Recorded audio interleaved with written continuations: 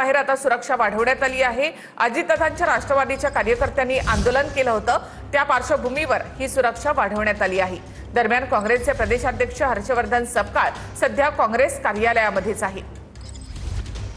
अधिक माहितीसाठी थेट आपण जाऊयात आमचे प्रतिनिधी निखिल चव्हाण यांच्याकडे। निखिल, काँग्रेस कार्यालयाची सुरक्षा आता वाढवण्यात आली आहे।